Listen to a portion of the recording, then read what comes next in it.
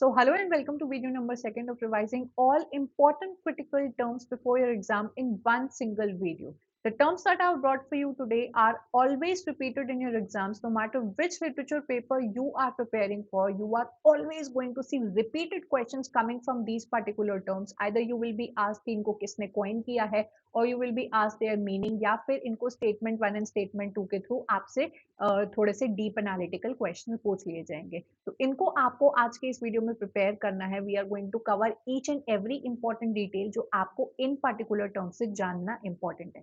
I have already covered many more critical terms in our video number 1। I believe आप सभी लोगों ने उसको देख लिया होगा। वो लिटरेरी क्रिटिसिज्म के सेक्शन को बिलोंग करते थे and these belong to your literary theory, जो आपकी लिटरेरी थ्योरी से कनेक्टेड होंगे। So I will be giving you all the information that you need from these particular terms. If at all you want कि हम लोग ऐसे ही similar manner and ऐसे ही similar video के through किसी और section को भी revise कर सकते हैं, तो मुझे वो comment करके जाना। I will definitely prepare that video for you. If at all you are new on my channel and you are unaware of my paid courses, तो आप इनको भी check out कर सकते हैं, जहाँ पर मैंने एक एक term को and एक एक theory को बहुत ही detailed way में पढ़ा के रखा हुआ है। Now let's take a look at our term number 1 which is intentional fallacy. ये जो आपका टर्म है is related to your new criticism literary theory, जो कहती है कि हमें अपने सिर्फ टेक्स्ट से मतलब होता है, उसके फॉर्म उसके कंटेंट से मतलब होता है। We are not concern about the authors, his intention, his biography और his any of the detail. ये जो इंटेंशनल फैलेसी टर्म है वो भी एग्जैक्टली यही चीज कहने की कोशिश करती है। This was coined by your W.K. Wimsatt and Monroe Beardsley. एक साथ इन्होंने इस कोलैबोरेटिव वर्क को पब्लिश किया था, विच इज द वर्बल आइकन। आपके एग्जाम में इस पर्टिकुलर एक स्लाइड से ही 2 से 4 क्वेश्चंस पूछे गए हैं। तो अगर आप आज के वीडियो को बहुत ही अच्छे तरीके से समझ लेते हैं, नोट्स बना लेते हैं, आपके बहुत सारे मार्क्स आज ही निकल जाएंगे। As I told you, the verbal icon इन दोनों का एक कोलैबोरेटिव वर्क है जो इन्होंने साथ में पब्लिश किया था, studies in the meaning of poetry, जिसके अंदर इन्होंने 2 टाइप की फैलेसीज के बारे में बताया है, intentional fallacy and effective fallacy. Intentional fallacy का इतना सा साफ साफ कहना है कि while we are analyzing one piece of text, we are not going to concern ourselves with the intention of the author, his biography and his historical and cultural details. We are just going to focus on what is written on the text, that is the words, their meaning, their form and its content, and we are not going to trouble ourselves कि हमारे author का purpose क्या रहा होगा, हमारे author ने क्या सोच के इसको लिखा होगा, और try to get into this fallacy of treating a particular work or associating a particular work with the life of the author and many such things. So I hope this is clear. Similar जो इसकी दूसरी fallacy है जो again आपके विम्सैट and बियर्ड्सली ने ही दी थी, वो है आपकी effective fallacy. And this is the error of evaluating a work based on emotional response. याद रखना, जो आपका इंटेंशनल फैलेसी है वो ऑथर के पॉइंट ऑफ व्यू से लिखी जाती है, एंड जो आपका इफेक्टिव फैलेसी है वो आपके रीडर के पॉइंट ऑफ व्यू से। मतलब कि हम लोग किसी भी पर्टिकुलर टेक्स्ट को ये सोच के जज ना करें कि इसका क्या इफेक्ट रहा होगा ऑडियंस के ऊपर, या फिर ये तो वर्क ऐसा जो इफेक्ट है वो रिट्रीव करेगा फ्रॉम द ऑडियंस। मतलब कि उसका जो इमोशनल रिस्पॉन्स है उसके बेसिस पे हम लोग को एक पर्टिकुलर टेक्स्ट को या एक पीस ऑफ पोएट्री या एनी पीस ऑफ लिटरेचर को जज नहीं करना है। We have to emphasize ourselves on the close reading of the text and objective textual analysis. जो भी शब्दों में लिखा है, वर्ड्स में लिखा है, उसकी क्लोज एनालिसिस करके उसका मीनिंग निकाल के हम लोग अपने टेक्स्ट को समझेंगे, and we will not be concerned about the author's intention and the reader's response. I hope this is clear. अगला टर्म जो हम लोग देखते हैं comes from your literary theory of formalism, जिसको हम लोग रशियन फॉर्मलिज्म के नाम से भी जानते हैं। काफी सारे बच्चे कंफ्यूज होते हैं, पर ये दोनों एक ही चीज है।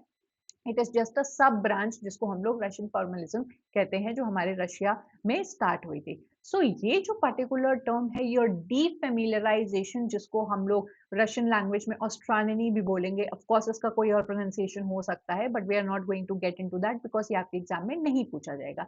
इसका सिंपल सा मीनिंग होता है कि आप जब किसी भी कॉमन चीज को, किसी भी पर्टिकुलर नोन टेक्स्ट को कैसे अननोन या अनफेमिलियर दिखा सकते हो। ध्यान से इस बात को समझना।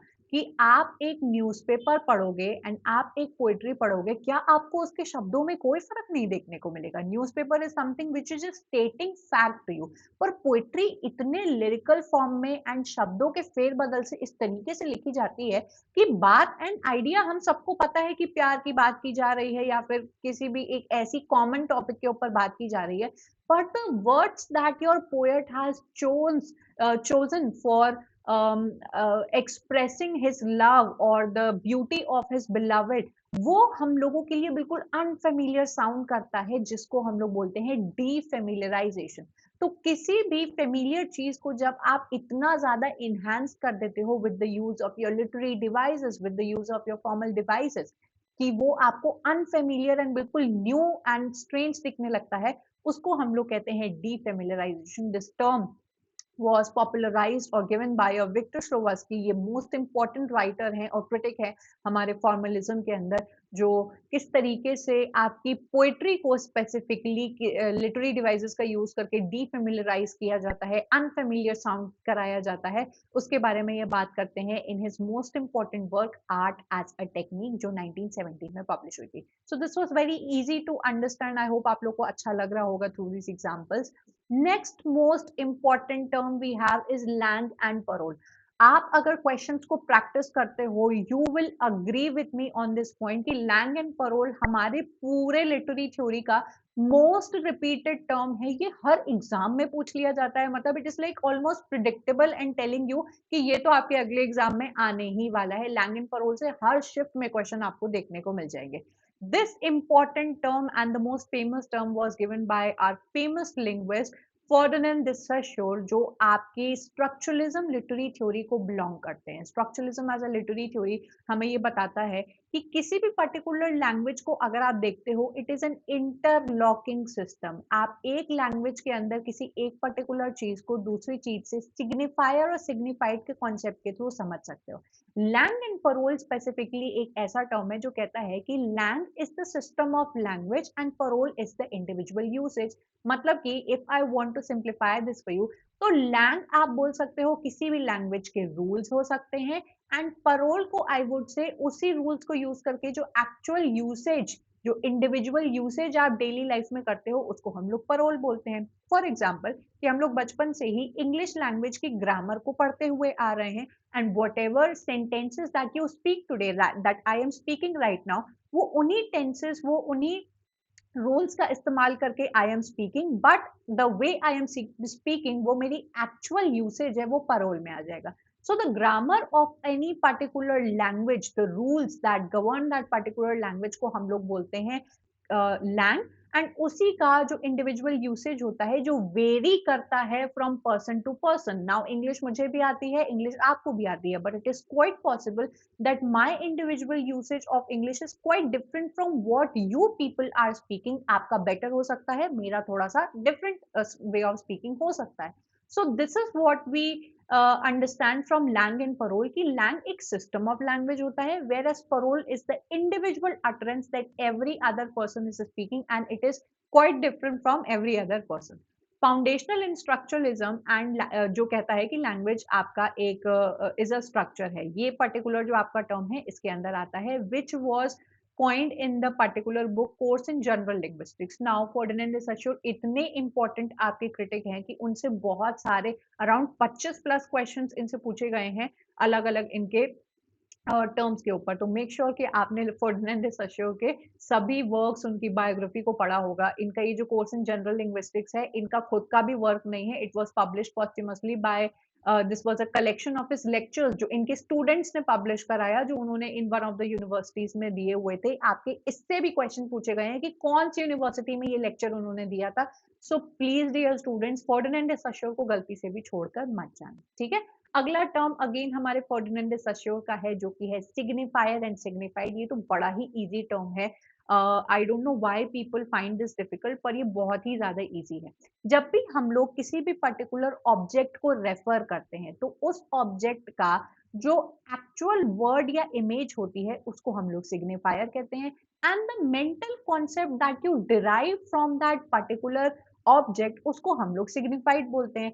अभी अगर मैं आपके सामने पेन वर्ड को लिख दूं, मैं आपको पेन दिखाऊं भी नहीं, आपके दिमाग में इन शब्दों को देखकर ही पेन की एक इमेज, मेंटल इमेज दिमाग में आ जाएगी कि इट इज अ पर्टिकुलर लंबा सा ऑब्जेक्ट होता है जिससे विच is used for writing something, जिसके अंदर इंक होती है। सो ये जो पेन हमारा वर्ड है वो आपका सिग्निफायर है। एंड जो मेंटल कॉन्सेप्ट आप इससे डिराइव कर रहे हो एक पेन का कि वो किस किस चीज के यूज आता है, उसको हम लोग सिग्निफाइड बोलते हैं। सिग्निफायर के केस में वर्ड भी आपका सिग्निफायर हो सकता है एंड एक्चुअल ऑब्जेक्ट भी आपका सिग्निफायर हो सकता है, कि मैं आपको एग्जैक्टली ये पेन दिखा दूं एंड इसको देख के भी आपके दिमाग में मेंटल कॉन्सेप्ट आ जाएगा कि oh this is a particular object which is used for writing, इसके अंदर इंक होती है। So this is the concept जो आपके फर्डिनेंड de Saussure में स्ट्रक्चरलिज्म थ्योरी के अंदर बताया है, जो इस दुनिया के हर लैंग्वेज के अंदर ये जो साइन और सिग्निफायर एंड सिग्निफाइड का जो कॉन्सेप्ट है, उसको आप एज अ साइन या फिर एक सिंबल के रूप में देखते हो। इस दुनिया में हर पर्टिकुलर चीज के सिंबल्स बने हुए हैं। मैं आपके सामने अगर कोई भी ऐसा सिंबल आपको दिखा दूं कि मैकडॉनल्ड्स का जो सिंबल होता है, जो ऐसे ऐसे करके एम करके बना होता है, सो एम का एक बर्गर से कोई रिलेशन, तय कनेक्शन नहीं है, पर क्योंकि हम लोग ने एक पर्टिकुलर सिस्टम के अंदर इस एम को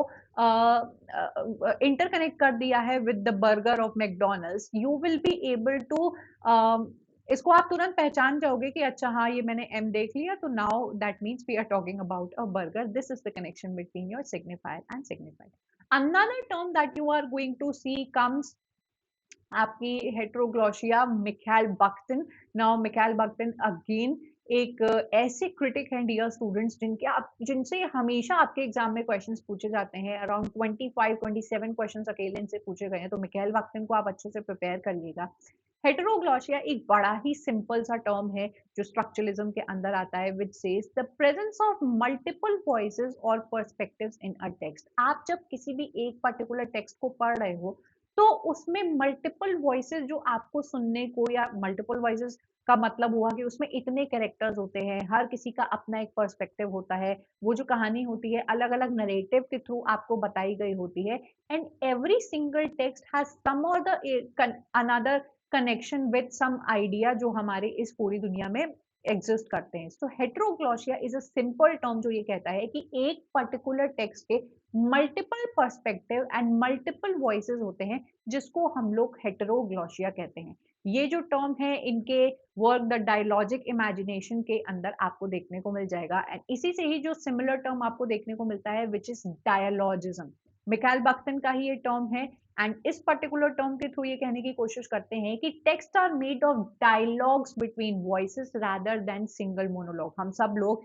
ड्रामेटिक मोनोलॉग की पोएट्री हम लोग ने पढ़ रखी है, जहाँ पे you see a single speaker, वो बोलता चला जाता है whatever he has to say, and there is some anonymous listener जो सुन रहा होता है, he doesn't has to speak when that poetry is going on. हम लोग बस अज्यूम कर लेते हैं कि हाँ कोई सुन रहा होगा।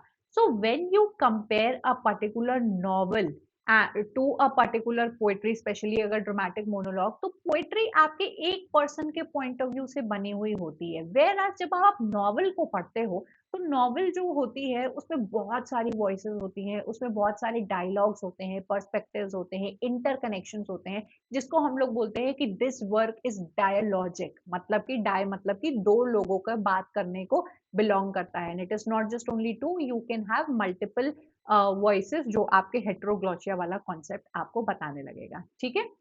देन मिखाइल बख्तिन का ही अनदर वेरी इंपॉर्टेंट टर्म है आपका कार्निवलिस्ट्यू, जो बार बार आपके एग्जाम में पूछा गया है। ये इन्होंने कॉइन किया था अपने फेमस ऐसे राबलियास एंड हिज वर्ल्ड के अंदर। एंड ये जो पर्टिकुलर टर्म है वो कहता है subversion of authority through humour, chaos and parody. इसमें आपका जो एग्जाम्पल दिया हुआ था, आई एम नॉट रिमेम्बरिंग क्या उसको बोलते हैं, जिसमें सब लोग एक अजीब सा ड्रेसअप नहीं करते हैं, हैलोवीन। हैलोवीन आपका जो एक स्पेसिफिक फेस्टिवल्स वेस्टर्न कल्चर में मनाया जाता है। आई डू सी अब इंडिया में भी बहुत ज्यादा हैलोवीन फेस्टिवल मनाया जाता है, where any one can dress up in any particular way he wants. Basically ये जो आपका टर्म है वो शो करता है द सबवर्जन ऑफ अथॉरिटी, की कोई भी इंसान उस दिन कुछ भी बनकर आपकी जो सोसाइटल हायरार्की है उसको सबवर्ट कर देता है, उसको क्या कर देता है, उल्टा कर देता है। एनी अमीर person can dress like a beggar and any beggar can dress like a very अमीर aristocratic person. So ये जो आपका chaos, parody, humor सब एक जगह उस फेस्टिवल में आपको हैलोवीन में देखने को मिल जाता है, उसको इन्होंने कार्निवलेस्क्यू बुलाया है, ठीक है। Next we have binary opposition. Structuralism का कॉन्सेप्ट जब आपने समझा होगा तो आपको बाइनरी ऑपोजिशन जरूर से सामने आया होगा, जहां पे ये किसी भी चीज को किसी भी चीज के बारे में बात करते हैं इन पेयर्स, दिन और रात, good and evil, female and male. मतलब इनकी स्ट्रक्चरलिज्म की दुनिया के अंदर nothing can exist alone, there is always some kind of interconnection between your between two concepts, ठीक है। तो बाइनरी ऑपोजिशन आपका बड़ा ही सिंपल सा टर्म है, there is not any specific person जिसने बाइनरी ऑपोजिशन को कॉइन किया है। जब भी आप स्ट्रक्चरलिज्म की थ्योरी को पढ़ते हो तो you come to know about the conceptual pairs that structure meaning, that is male, female, good, evil, रात, दिन एंड व्हाट नॉट, ठीक है। Then we have your post structuralism. Structuralism से ही कनेक्टेड है आपकी पोस्ट स्ट्रक्चरलिज्म की थ्योरी। I hope dear students you must be enjoying and एक ही बार में आपका सारा रिवीजन हो रहा होगा। Do comment me down your feedback because that is the only thing I come to know about your needs and what you need before your exams, ठीक है। डिफरेंस, ठीक है, ये जो थोड़ा सा वर्ड है जिसके ऊपर ऐसा एस्ट्रिक सा लगा हुआ है, आई वुड नॉट से दिस इज एन एस्ट्रिक, इसको हम लोग डिफरेंस ना बोल के डिफरेंस बोलते हैं, जो कि दो वर्ड से आपका बना होता है, which is deferral and your difference, जहां पर meaning is always deferred and it is never fully present. हम लोग ने अपने स्ट्रक्चरलिज्म के अंदर बाइनरी ऑपोजिशन के बारे में बात की, सिग्निफायर एंड सिग्निफाइड के बारे में बात की। बेसिकली जो आपके स्ट्रक्चरलिस्ट होते हैं वो बोलते हैं one particular thing denotes to another particular thing, लेकिन आपके पोस्ट स्ट्रक्चरलिस्ट आके कहते हैं कि भैया ऐसा कुछ नहीं है, your one particular thing can mean many multiple things, जिसकी वजह से आपके एक कॉन्सेप्ट को समझने में there is postponement of meaning. When I से वाटर, सो आपके दिमाग में जब मैं वाटर बोलती हूँ तो किसी के दिमाग में एक ग्लास ऑफ वाटर आ सकता है, किसी के दिमाग में टैप से निकलता हुआ पानी आ सकता है, किसी के दिमाग में नदी आ सकती है, किसी के दिमाग में घर के सामने जो नाला है वो पानी आ सकता है। सो पानी का यहाँ पे multiple interpretations and multiple meanings निकल सकते हैं based on what the other person is thinking. So post structuralist आपके binary opposition and single signifier and signified के कॉन्सेप्ट को रिजेक्ट करते हैं and they talk about the plurality, they talk about the multiplicity in meanings of a particular signified। basically इनका इतना ही कहना होता है कि जो postponement of meanings होती हैं, there is always possibility of another meanings associated with a particular word, जिसको आपके जैक डेरिडा ने काफी ज्यादा पॉपुलराइज किया है अपने ऐसे डिफरेंस के अंदर। एंड इस पर्टिकुलर टर्म के थ्रू ये बस इतनी सी ही बात करने की कोशिश करते हैं और he challenges the stability of language and meaning. कि अगर मैं आपको बोलती हूँ, किसी कुत्ते का नाम बोल देती हूँ प्लूटो, तो प्लूटो का नाम उसके मालिक ने प्लूटो रखा है, it does not signifies the Pluto जो हम लोग ने सोलर सिस्टम में पढ़ा हुआ था। एक ही वर्ड के कितने सारे मीनिंग हो सकते हैं डिफरेंट डिफरेंट कॉन्टेक्स्ट में। एंड हेंस आपके स्ट्रक्चरलिस्ट का तो बिलीव था कि एक सिग्निफायर का एक ही सिग्निफाइड होता है, इस आइडिया का पूरा खंडन हो जाता है, this particular idea is rejected. Then deconstruction is a term and also a theory which is associated with your Jacques Derrida। Jacques Derrida के बड़े सारे टर्म आपके एग्जाम में पूछे जाते हैं, which is analytical method to show internal contradictions in a text. ये जो हम लोग सिग्निफायर एंड सिग्निफाइड के बारे में बात करते हैं, उसका जो कनेक्शन है वो हम लोग टेक्स्ट के थ्रू देखते हैं कि आपने अगर एक टेक्स्ट को पढ़ लिया, उसका एक टेक्स्ट का सिर्फ एक ही मीनिंग नहीं निकलता है, it has multiple meanings based on the capacity of the reader. And इसीलिए जो रीडर रिस्पॉन्स की थ्योरी है वो आपकी पोस्ट स्ट्रक्चरलिस्ट थ्योरी से बिल्कुल मेल खाती है। बिकॉज आज मैं अगर मैं एक मूवी देखकर आ जाती हूँ तो उस मूवी का एक मीनिंग मैं निकालूंगी, you based on your personal experiences and your likings आप उस मूवी का कुछ और मीनिंग निकाल सकते हो। तो उस एक मूवी के कई सारे मीनिंग्स हो सकते हैं। हेंस जो डीकंस्ट्रक्शन थ्योरी है एंड जो रीडर रिस्पॉन्स थ्योरी है वो काफी पैरेलल चलती है। It is an analytical method to show internal contradictions that appear in a text. ये जो आपका टर्म है ऑफ ग्रामेटोलॉजी, इनका जो बहुत ही इंपॉर्टेंट वर्क है, इस पर्टिकुलर वर्क से ही आपके एग्जाम में न जाने कितने क्वेश्चंस पूछे गए हैं, तो इसको आप लोग जरूर से याद रखिएगा। सिंपल सी बात ये बोलता है कि no text has a single fixed meaning, it goes through multiple interpretations, multiple signified, which gives rise to your postponement of one single meaning. ठीक है, क्लियर होगा? Then we have death of the author. Now ये जो particular term है, इसका पूरा ऐसे मैंने आपको इसी चैनल पर पढ़ाया हुआ है, जिसको आपको जाकर पढ़ना चाहिए, उससे आपके एग्जाम में क्वेश्चन पूछे गए हैं। This was given by our very famous structuralist, जो आपके हैं रोलाबाथ। नाउ रोलाबाथ आपके लिए बहुत ज्यादा इंपॉर्टेंट है पढ़ना, क्योंकि ये पहले एक स्ट्रक्चरलिस्ट थे। स्ट्रक्चरलिज्म की आइडिया को प्रोपोगेट करने के लिए इन्होंने बहुत सारे वर्क्स कंट्रीब्यूट किए हैं, पर धीरे धीरे इनको इन आइडियाज के बारे में बात करते करते रियलाइज होता है कि स्ट्रक्चरलिज्म में तो बहुत सारी लिमिटेशन है, and he is a structuralist converted to a post structuralist. And इनका ये जो डेथ ऑफ द ऑथर है ना, वो पोस्ट स्ट्रक्चरलिज्म का एक बेस्ट एग्जाम्पल माना जाता है, जहां पर ये बोलते हैं कि meaning resides in the text and not in the author's intention. जहां पर आपके स्ट्रक्चरलिज्म एक ही मीनिंग और एक ही सिग्निफायर एंड सिग्निफाइड, एक ही टेक्स्ट के एक ही मीनिंग को ही एसोसिएट करते थे कि ऑथर ने लिख दिया, ऑथर का यही आपका मतलब होगा, ऑथर इज द गॉड। लेकिन ये बताते हैं कि भैया अब ऑथर की डेथ हो जानी चाहिए, because every single reader who is reading your text, वो तो अपना ही मीनिंग निकाल के चला जा रहा है,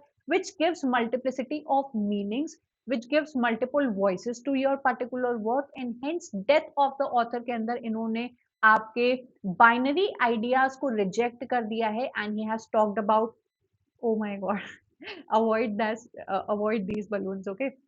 बाइनरी आइडियाज को क्या किया है, रिजेक्ट कर दिया है, and he has talked about the multiplicity of meanings, and hence death of the author के थ्रू ये इस आइडिया को रिजेक्ट कर देते हैं। ठीक है, next concept we have, I hope you people are enjoying, and एक ही बार में आपको सारे कॉन्सेप्ट समझ में आ रहे होंगे। नेक्स्ट जो हमारा कॉन्सेप्ट है वो हमें देखने को मिलता है हमारी Marxist ideology, that is Marxist literary theory के अंदर, विच इज इंटरपेलेशन। ये बहुत ही अच्छा कॉन्सेप्ट है। I personally really like this particular concept, because this is something जो आपके आज के समाज में बहुत ही ज्यादा कॉमन है। every single ideology, every single term, every single thought, every single idea that we humans know today is not original, has been interpolated in our mind through some or the other more powerful source.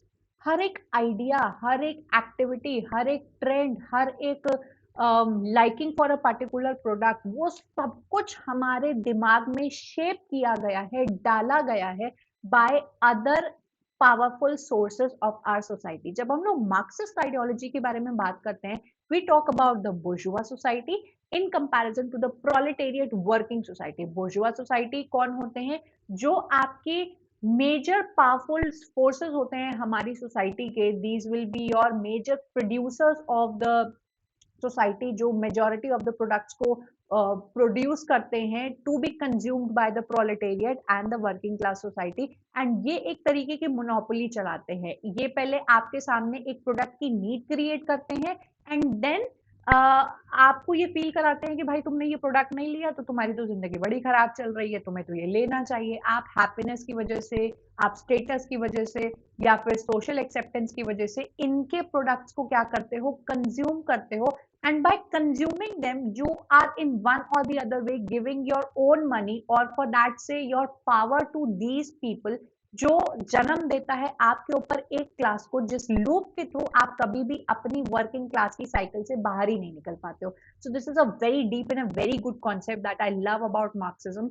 Process by which individuals are shaped by ideology. Every single thing that you know of today, कि सुबह को उठने वाला एक अच्छा बच्चा होता है, इतने घंटे पढ़ने वाला एक अच्छा बच्चा होता है, सर्टन कपड़े पहनने वाली लड़की एक अच्छी सभ्य लड़की होती है, this is the way if a male behaves in a society, वो अच्छा लड़का होता है। So every ideology, every concept that is sold by your society is not yours. वो आपके दिमाग में ओवर द ईयर्स डाला गया है, through education, through religion, through theology, through society and everything. So Louis Althusser का ये जो टर्म है वो बहुत ही ज्यादा इंपॉर्टेंट टर्म है, जिसके अंदर इन्होंने और भी इंपॉर्टेंट टर्म्स के बारे में बात की है। ये जो वर्क है इनका, ideology and ideological state apparatus, आपको जरूर पढ़ना चाहिए। मैंने इस पर कंप्लीट वीडियो बनाई हुई है, सो उसको आप लोग जाकर देख लेना, आपको समझ में आ जाएगा। ठीक है, डिस्कोर्स आते हैं हमारे Michel Foucault, who is known for his ideas of your power, knowledge and your discourse। ये तीनों चीजें आपकी सोसाइटी में किस तरीके से आपकी पावर को कंट्रोल करती हैं एंड डिसेमिनेट करती हैं, उसके बारे में इन्होंने बात की है। Michel Foucault talks about the system of knowledge or thought that define and control subject. Every single thing that you know, every single thing that you talk about in today's society has been somewhere constructed to control your ideology। इनकी जो thinking है Michel फुको की, इतनी revolutionary thinking है। I really love this particular person because of his thinkings and the works that he have written, जो आजकल के किसी भी लिबरल इंसान को बहुत ज्यादा पसंद आएगी। बहुत ही कंफर्म्ड इंसान को इनकी आइडियोलॉजी बिल्कुल भी अच्छी नहीं लगेगी। Do comment me down if you agree with मी। इन्होंने नॉलेज कैसे काम करती है आपकी सोसाइटी में, पावर को किस तरीके से यूज किया जाता है to exercise control over the other or the any section of the society, उसके बारे में बात की है। Where discourse, every single thing that we speak, every argument, everything that you learn or see in a particular text, उसका किस तरीके से इस्तेमाल किया गया है टू कंट्रोल योर आइडियोलॉजी, उसके बारे में बात की गई है। ठीक है, then we have पास्टिश।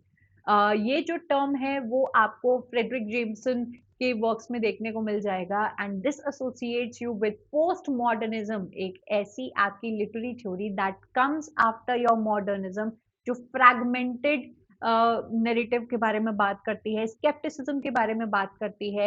Everything is a copy of everything. Pastiche जो आपको वर्ड दिखाई दे रहा है, समवर्ड आपको पेस्ट, अगर वर्ड को याद करोगे तो कनेक्ट करेगा कि आपने आप एक ऐसी दुनिया का अब पार्ट बन चुके हो where everything is hyperreal, everything is a simulation, everything is a copy paste of the original thing. कुछ भी आपको ओरिजिनल देखने को मिलेगा ही नहीं। Everything is a copy of the other thing, which is the concept that talks about पास्टिज।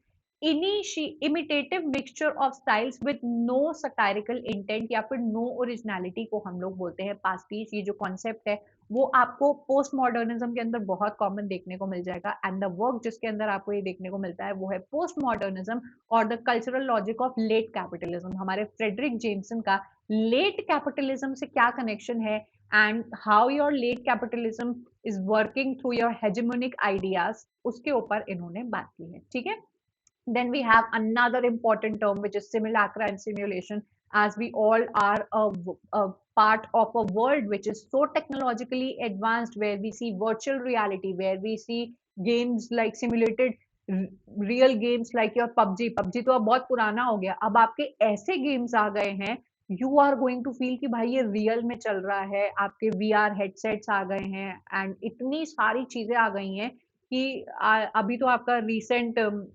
Advancement has been done कि ये जो आपने स्पेक्स एंड चश्मा पहना हुआ है, उसी के ही अंदर आपकी पूरी दुनिया चल रही है and the other person will not be able to decipher कि भाई इसने नॉर्मल चश्मा पहना हुआ है या फिर इसकी पूरी दुनिया इस चश्मे के अंदर चल रही है। So everything that we are a part of today has nothing to do with reality. हम लोग अपनी ही एक फॉल्स, एक हाइपर रियल दुनिया के अंदर जा चुके हैं, where objects are such a good copy of the original object कि आप डिफर ही नहीं कर पाते हो कि क्या रियल है एंड क्या फेक है। Science that have no relation to reality, just endless copies को हम लोग सिमुलैक्रा एंड सिमुलेशन के अंदर पढ़ते हैं। A term that was given by Jean Baudrillard. ठीक है, next up we have third space. ये जो आपका टर्म है आता है पोस्ट कलोनियल थ्योरी के अंदर। होमी के Bhabha, another very important critic post colonial theory के। होमी के भाभा से आपके हमेशा एग्जाम में कुछ ना कुछ क्वेश्चन देखने को मिलता ही है। इनका ये जो वर्क है लोकेशन ऑफ कल्चर, आपको अच्छे से पता होना चाहिए। कभी कभी नहीं, मेनी अ टाइम्स ये वाला जो आपका वर्क है वो क्रोनोलॉजी वाले क्वेश्चन में ही आपको देखने को मिल जाएगा, तो इसको अच्छे से प्रिपेयर कर लेना। थर्ड स्पेस एक बड़ा ही सिंपल सा आपका कॉन्सेप्ट है। बचपन में हम लोग ने मैथ्स में वो जो Venn diagrams, set and subset पढ़ा था, उसके through I will make you understand. when you are a colonizer and you come in contact with colonized, तो ये जो दो आपके डिमार्केशन है वो are very clear, but now we live in a world जहां पर ये जो बाउंड्रीज है वो कट हो चुकी हैं. colonizers are coming in contact with the colonized are preferring or adapting the culture, the trends, the mannerisms, their clothing and everything of the colonizers. अब एक ऐसी जगह बन चुकी है, पॉइंट नंबर सी जो यहाँ पे I will say a third space बन चुकी है जहां पे there is amalgamation of all the cultures. एक नई स्पेस आपके सामने निकल के आ रही है जिसको हम लोग बोलते हैं in between cultural space where hybrid identities are emerging. You will not be able to differ a westerner or an Indian person. I'm just taking an example कि इंडियन के अंदर पूरी तरीके से उसकी इंडियनेस अभी बची नहीं है. Then westerners who were the colonizers who were so vocal about their inferiority of the Indian people या फिर हमारे कल्चर को लेके वो अब उसको इम्बाइब करने लगे हैं, लाइक करने लगे हैं, and hence a group of people have come in front of us जिनकी अब मिक्स्ड हाइब्रिड आइडेंटिटीज हमें देखने को मिल चुकी है, which will be possible to see in a third space. इसी से ही कनेक्टेड है आपका concept of hybridity where you can see hybrid identities, you can see hybrid people. दो किसी भी टमाटर और आलू को मिला के कोई एक नया जो प्रोडक्ट बना दिया जाता है उसको हाइब्रिड हम लोग बोलते हैं. हम लोग बहुत सारे हाइब्रिड रेस डॉग्स एंड ये सब में देखते हैं, वेजिटेबल्स वगैरह में देखते हैं. सो हाइब्रिड इज अ वर्ड जो दो अलग अलग चीजों का अमेलगमेशन होता है where the cultures now are getting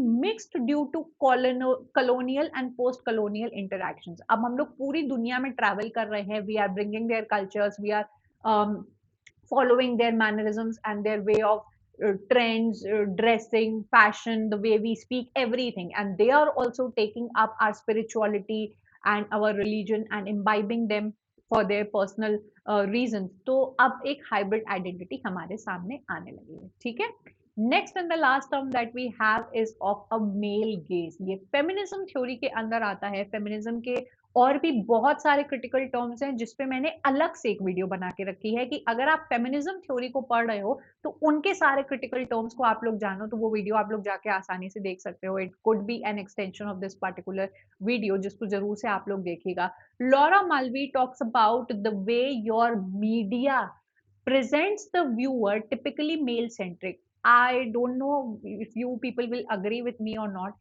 Everything in our media is represented from a male centric point of view. It is not just the portrayal of a woman that has been objectified in our society, but पर हम females ने भी एक sort of male centric point of view. It is not just the males that we have to blame कि अरे इनकी नजर गलत है and everything. If you look at women today, they are also dressing up or they are also behaving in a way that suffices for their male centric आए. तो जो ये मेल गेज है, एक जो मेल की नजर होती है, दिस पेट्रियार्कल जो हमारा सोसाइटी की जो थिंकिंग बन चुकी है, patriarchal has not always to do with only the male, most of the times male, पर ये जो हमारे दिमाग में ये जो मेल सेंट्रिक आइडियाज इम्बाइब कर लिए हैं हमारे समाज में, where women are also taking up the male centric approach, उसके बारे में यहाँ पर बात की गई है.